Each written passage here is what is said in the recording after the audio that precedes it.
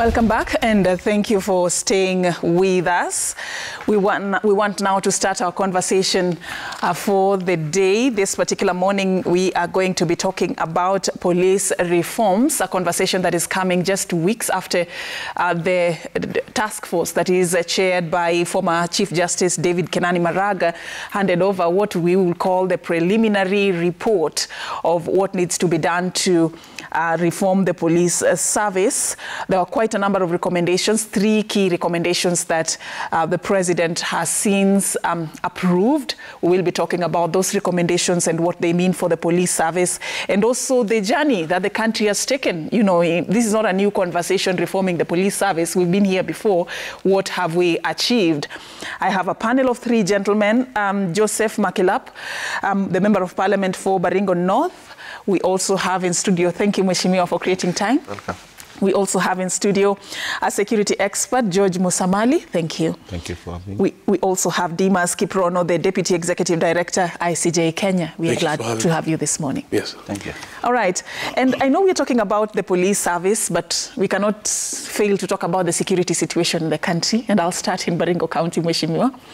We received some very unfortunate news yesterday at a time when learners are preparing for the national examination. I know it's not in your specific constituency, but it has been a concern, the situation in Baringo County. Just yesterday, there were armed bandits that attacked a GSU camp. Not a home, not a school, a GSU camp. What is happening in Baringo? Thank you so much. Actually, the situation, not only in Baringo, but generally in the North Rift, where it happened yesterday was Baringo South. And even in my constituency last week, it was attacked. There was a lull for about 5 months of, peace, but very unpredictable. It tells you bandits and criminals have not abandoned their jobs. They are within the society, and they are still causing a big problem to the local people around that particular area. What happened yesterday is actually state capture. When a GSU camp was captured, they fought for about 6 hours. They ambushed the GSU who were in the patrol. In thousands of bandits, there were too many. Until the GSU had to ask for enforcement from their neighbors, from their neighboring security forces around that particular area. It tells you they are very daring to government. In fact, now in the North Rift, the security people are more risky, they are more insecure than the citizens. So and that's not a good thing to hear. The situation is bad. So I want to challenge the minister, the IG, that it is not business as usual. If they have done with citizens, wananchi, villagers, they are now coming for them. And they have come in large way. And this is not the first time a police station was run over. It was done in Turkana. It was even done in Baringo North, where they just have some few bandits surround the police and keep them at bay as the others go around to steal livestock and kill people. But yesterday, it was bandits versus GSU all throughout the day. And that is around Kapintason Primary School, our neighbor. And we are talking an area about where students are supposed to do an exam in the last few days. So it tells you things are not, it's not business as usual in that area. Dimas, how do you receive news like this? It is very worrying, especially since the challenges of security in that area have happened for a very long time. We have had an operation trying to basically deal with the insecurity, but it looks like we really haven't gotten to the point where we have disincentivized the bandits, as they are so called, in terms of their economic activities. When it comes to cattle rustling, we have not been able to disincentivize the bandits when it comes to trying to move other communities from territories that others would like to claim. And so within the the plethora of problems there, you find that there are issues of territorial expansion, electoral expansion sometimes, because in some areas you'd find that polling stations that belong to one community after a while changed hands. So it's a very complex issue that needs to be dealt with holistically. It's not just having security personnel present, because that area of the country is porous when it comes to small arms. And they're not really very small, actually. These are very sophisticated ones. Yeah, when you say small, to have the confidence and even the courage to attack a GSU camp and even burn a police station. We've seen such cases before. That's not a small group, if you ask me. And in the past, the so-called bandits have come into an area, destroyed schools, destroyed water systems, and actually put their cattle into classrooms, which tells you that this is not really just economic. It is actually also expansionist to some extent. And so this is a very complex issue that needs perhaps a lot more than security presence. Let me talk to the expert on matter security, Msamali. Should we take this as just black and white attack, or is there something we should be reading, like targeting a school, targeting a GSU camp? Could there be some underlying message that probably the attackers are trying to send? I mean, to me, what worries me is the numbers. 200 armed. Where did the firearms come from? How do you assemble such a group without the necessary government apparatus getting wind of it? So it's not something small, as you've said, and it's not the first time that is happening. I remember during my years of service, we were ambushed in Tot. We had a camp in Tot. The camp was overrun by more than 300 bandits. So what did we do? Lie low, keep the camp safe, let them do whatever they want to do. So that is motivation for young men to join banditry, abandon all other social economic activities, and become join a group of bandits. Then it tells us that it's something more than meets the eye. And I believe this is an issue of resources in that area, distribution of resources. As a government, have we focused on the real problem? Because it's not the first time that we are seeing the kind of interventions we are seeing in Baringo right now. The same kind of intervention that we are seeing in Turkana. It has always been hard power. There is a security situation. What do we do? Bring in the military, let us have an operation. Mheshimiwa is saying it is not business, it has not been business as usual. And the first operation in those areas was done by the British in 1908. 2023, we are still using the same intervention tactics. Are they bearing fruit? That is the question. Now, we need to focus on the real burning issue. What is pushing these people? We've heard even sometimes back in 1984, during Operation Nyundo, the government said this is political. There is political incitement of the people. It's politicians who are funding this. We arrested Francis Retodo, who was then a minister in the Moi government. We took him to court. What happened? He was let free by the courts.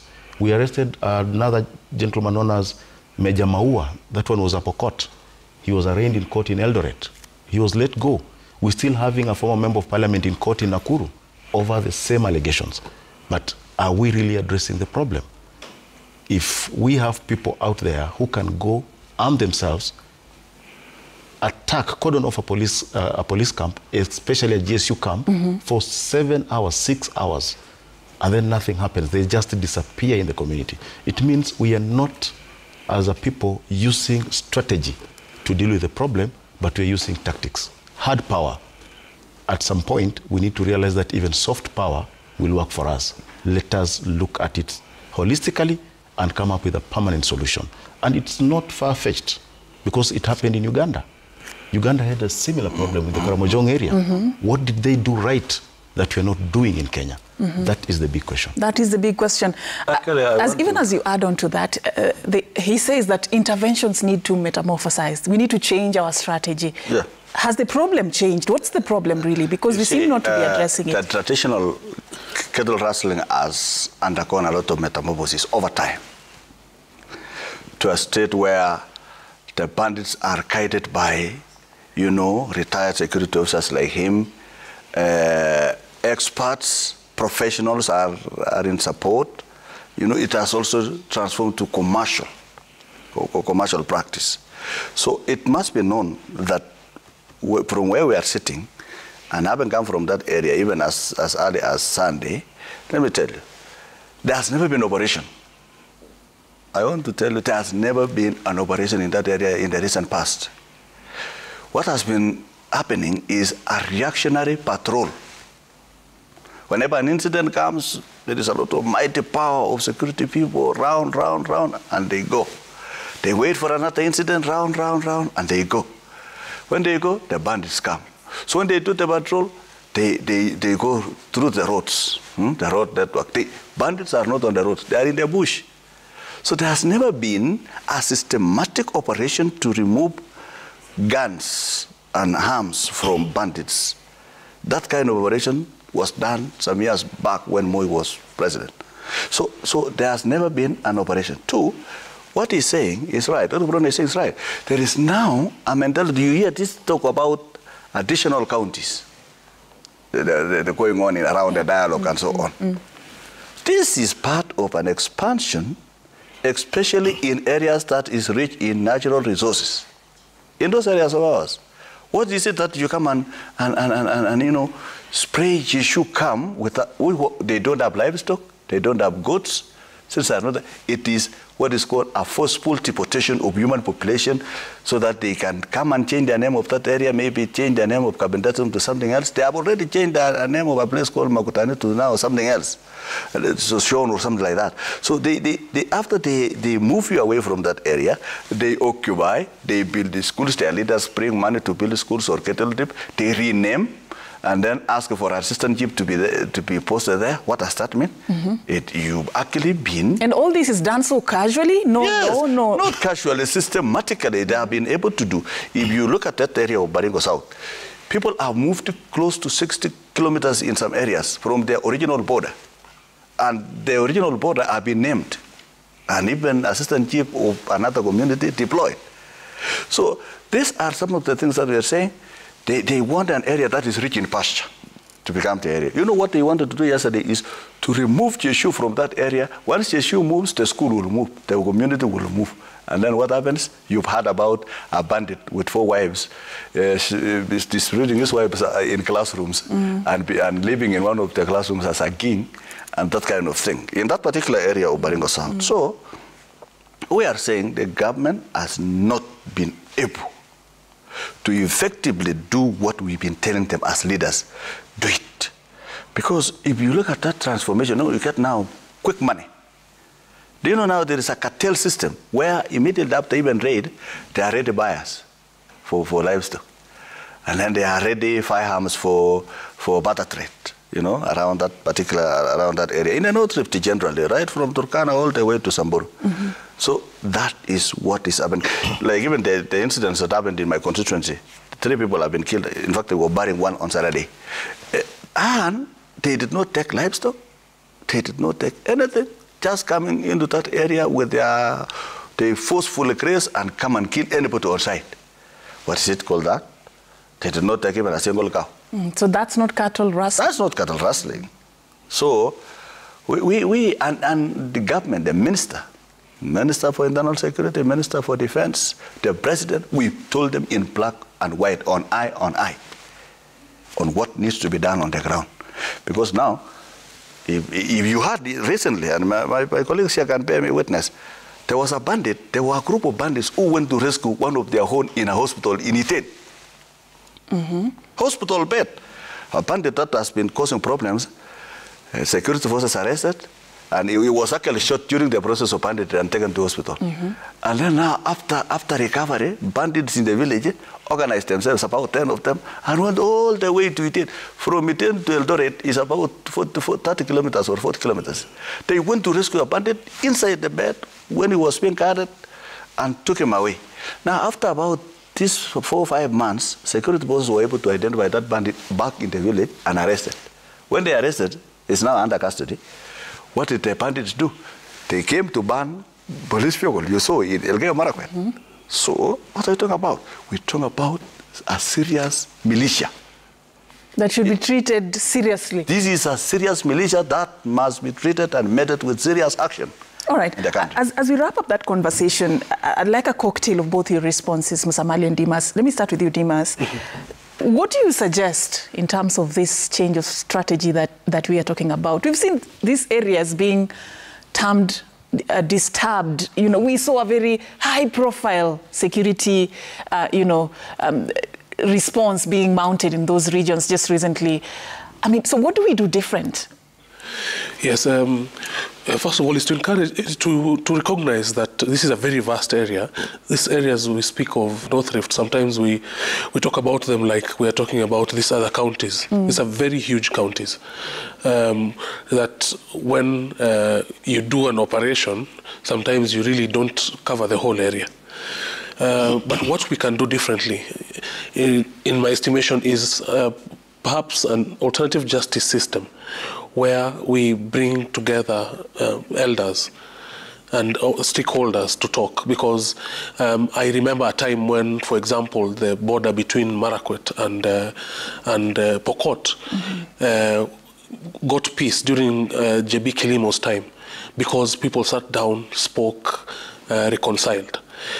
But to do this, you have to find the right people, the decision makers, involve everyone, and really come with clean hands in terms of what you want to achieve. It's very difficult to bring peace to an area that has a plethora of issues, some economic, some historical, some electoral, some to do with natural resources, because that area has geothermal potential. Those areas have gold. Those areas, in fact, we're not very sure what new minerals have been found in that area. And so I think alternative justice systems could be given a chance. All right, Musamali? I believe what he has said is actually the truth. And we need to look at it holistically, because basically right now what we are doing, we're just using hard power. We are having operations. Mheshimiwa has said that these operations are not sustainable. They're expensive. And what I read here is what we call military economics.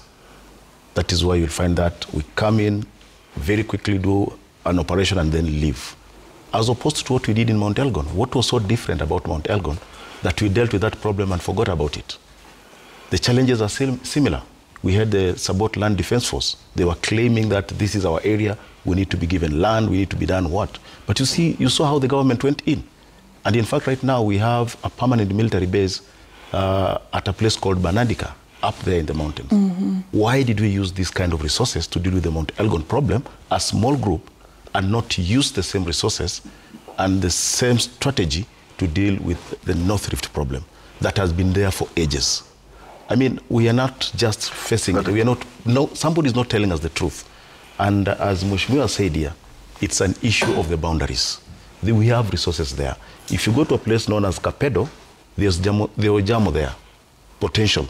So you'll find that we have a group of people who are saying, no, this is our land, we need to benefit from this. Go to Takwel, the Takwel area. You'll find that even right now as we speak, Kenyan employees do not live in those houses that were built for them, because people have come in, kicked them out, moved the GSU from that area. We had a GSU camp there, and now they're occupying that house. The houses, yes. Because they're saying this is our area. Now, when we are coming in with the intervention, we should look at those underlying problems. Let us look at those dynamics and say, let us bring people down, let's sit people down. Because, as he says, bandits coming from Marakwet all the way to Iten, attack a hospital, somebody must have seen something. It means there's a big gap that we've left. We are not involving the community in dealing with banditry in those areas. And the community are key. They are key to bringing a lasting solution, just as he has said, to this whole thing. Because now we will now be able to understand the dynamics. We will say this was our boundary historically. And what happened? How have we moved 60 kilometers in and left this area barren because somebody wants to occupy that land? So it's an issue both, we need political goodwill, and at the same time, on the security side, we need strategy. All right.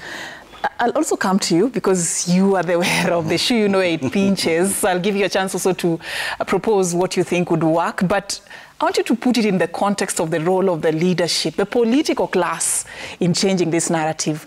You cited an example, and I want to believe it was an example when you said retired police officers. Yes. But we've also had accusations of politicians propagating, resourcing, funding bandits.